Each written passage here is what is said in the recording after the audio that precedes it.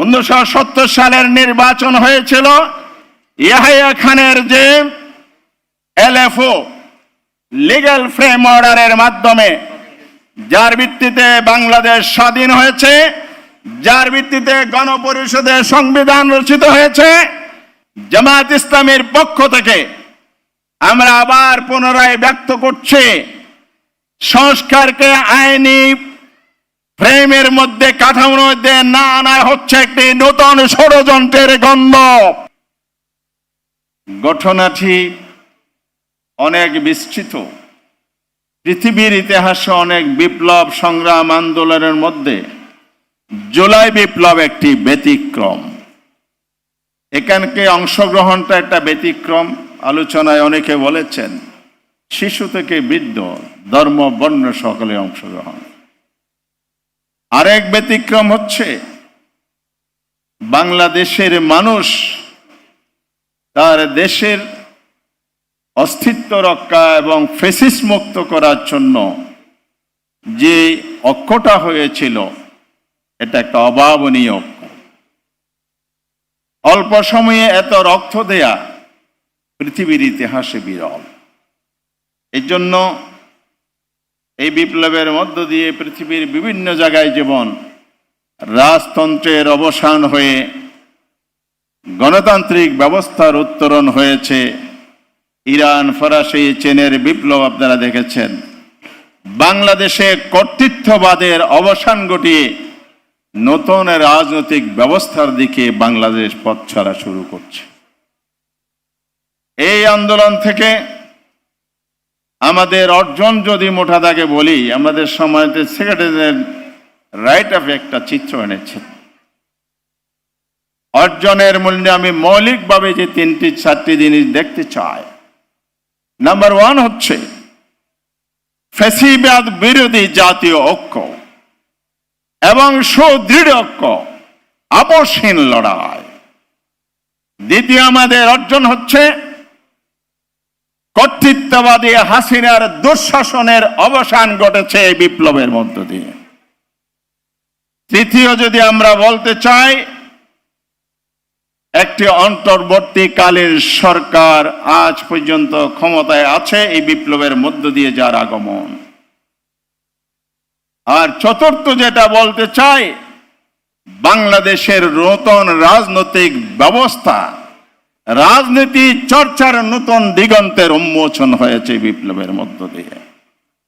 কিন্তু দুর্ভাগ্যজনক হলো সত্য, বিপ্লবের মধ্য দিয়ে যে আকাঙ্ক্ষা তৈরি হয়েছে, যে লক্ষ্যে বিপ্লব হয়েছে, সেই সুন্দর নতুন বাংলাদেশ, কাঙ্ক্ষিত বাংলাদেশ, সমৃদ্ধ দুর্নীতিমুক্ত বাংলাদেশ কি আমরা দেখতে পাবো? একটু আগে বক্তা একজন বলে গেছেন, এখন নতুন করে পুরাতন সেই ট্যাগ লাগানোর রাজনীতি শুরু হয়েছে দেশের বিরুদ্ধে একটি বড় ষড়যন্ত্র হিসাবে। তকমা ট্যাগ কারা লাগায়? অজ্ঞতা, মূর্খতা, যুক্তি দিয়ে, বুদ্ধি দিয়ে যারা মানুষের প্রতিপক্ষকে মোকাবেলা করতে পারে না, এই দেউলিয়া রাজনীতির পরিচয় হচ্ছে ট্যাগ লাগানোর রাজনীতি। এই দেশে এক সময় স্বাধীনতা বিরোধিতার রাজনীতি ট্যাগ লাগানো হয়েছিল, তারপরে জঙ্গিবাদের ট্যাগ লাগানো হয়েছে।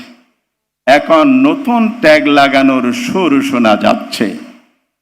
আমরা বলতে চাই, এই মূর্খতা, অজ্ঞতার রাজনীতি ছেড়ে দিয়ে বুদ্ধিভিত্তিক রাজনীতি এবং আদর্শিক রাজনীতি নিয়ে মাঠে নামুন। এই জন্যই জুলাই বিপ্লব হয়েছে। ট্যাগ লাগানোর রাজনীতির দিন শেষ। যে অপসৃষ্টি এর সূচনা করেছিল, তাদের যে করুণ পরিণত হয়েছে, এই পথে যদি আবার কেউ হাঁটে, জনগণ তার সঠিক জবাব দেবে, দাঁত ভাঙ্গা জবাব দেবে। আমি কথা আর বাড়াতে চাই না। সংস্কার চলছে, যে সংস্কারের জন্যেই এই বিপ্লব হয়েছিল, অভ্যুত্থান হয়েছিল। দেশটি রাষ্ট্রের বিভিন্ন সেক্টরে যে আবর্জনা তৈরি করেছে, রাষ্ট্র ব্যবস্থাকে ধ্বংস করে দিয়েছে, সেই খাত থেকে দেশটাকে উঠিয়ে পথহারা বাংলাদেশকে পথ দেখানোর জন্যই ওই ওয়ান জাস্টিসের ভিত্তিতে বিপ্লব হয়েছে। সেই জায়গায় আসতে হলে জামায়াত ইসলামী যে তিনটি কথা বলেছে, সংস্কার, বিচার, তারপরে নির্বাচন। আজকে আবার বলতে চাই, শহীদ পরিবারের কান্না এখনো শোনা যাচ্ছে। এই তিনটি শর্ত পূরণ হওয়া ছাড়া বাংলাদেশের মানুষ শুধু ক্ষমতার পালাবদল দেখতে চায় না। সংস্কারের দ্বিতীয় পর্ব কালকে আমরা শেষ করে এসেছি। শেষ বক্তব্য ছিল আমাদের, জমির দলিল রচনা করলে হবে না, দখলদারিত্ব যদি অন্যের হাতে থাকে তাহলে আমার সঠিক মালিকানা ফিরে পাই নাই। শহীদদের প্রতি বেঈমানি করবেন না। বিপ্লবের রক্তর সাথে বিশ্বাসঘাতকতা হবে যদি এই সংস্কার যে মৌলিকভাবে হয়েছে তার বাস্তবায়ন না হয়। আর বাস্তবায়ন করতে হলে আইনি ভিত্তিতে হবে, লিগ্যাল ফ্রেমওয়ার্ক আনতে হবে। 1970 সালের নির্বাচন হয়েছিল ইয়াহিয়া খানের যে এলএফও লিগ্যাল ফ্রেম অর্ডারের মাধ্যমে, যার ভিত্তিতে বাংলাদেশ স্বাধীন হয়েছে, যার ভিত্তিতে গণপরিষদের সংবিধান রচিত হয়েছে, যার ভিত্তিতে পরবর্তীতে বাংলাদেশের যাত্রা শুরু হয়েছিল। জিয়াউর রহমানের সাহেবের আমলে তিনবার অর্ডিন্যান্স জারি করা হয়েছে লিগ্যাল ফ্রেম আনার জন্য, ওনাদের ক্ষমতায় আসাকে বৈধতা দেওয়ার জন্য।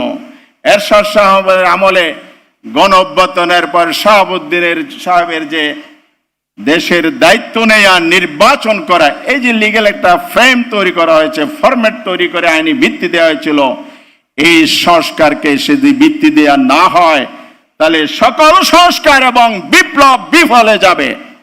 শেষ কথা বলতে চাই, জামায়াত ইসলামের পক্ষ থেকে আমরা আবার পুনরায় ব্যক্ত করছি, সংস্কারকে আইনি ফ্রেমের মধ্যে, কাঠামোর মধ্যে না আনা হচ্ছে একটি নতুন ষড়যন্ত্রের গন্ধ, নির্বাচন পিছানোর গন্ধ, নির্বাচন বানচাল করার গন্ধ পাচ্ছি আমরা। যারা এই ষড়যন্ত্র করবে, আইনি ভিত্তি রচনার বিরোধিতা করবে, তাদেরকে এই দায়িত্ব নিতে হবে। সরকারকে বলে যেতে চাই, অবিলম্বে সংস্কার এবং যে ঐক্যমত হয়েছে এগুলোকে আপনারা আইনে রূপান্তর করুন। অতীতের ইতিহাস অনুসরণ করে আইনে রূপান্তর করেন, তাইলে বাংলাদেশ আগামী দিনে যে একটি সংকটের দিকে ফেলার যারা ষড়যন্ত্র করছে, দেশকে সেই ষড়যন্ত্রকে রক্ষা করা যাবে। তা যদি না করেন, সরকারের সুবুদ্ধি যদি না হয়, তাহলে আমরা রাজপথের ফায়সালা করব ইনশাআল্লাহ। আবার মাঠে নামবো, গরম মিছিল, প্রয়োজনে কঠোর কর্মসূচি আমাদের অধিকার আদায় করব। তাইলে বিপ্লবের স্বপ্ন পূরণ হবে। আসুন সবাই ঐক্যবদ্ধ থাকি।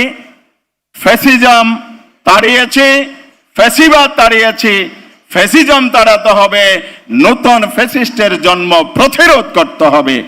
সবাইকে সে ঐক্যবদ্ধ থাকার আহ্বান জানিয়ে আমার বক্তব্য শেষ করছি। আল্লাহ হাফেজ। বাংলাদেশ জিন্দাবাদ, বাংলাদেশ জামায়াত ইসলামী জিন্দাবাদ। আসসালামু আলাইকুম।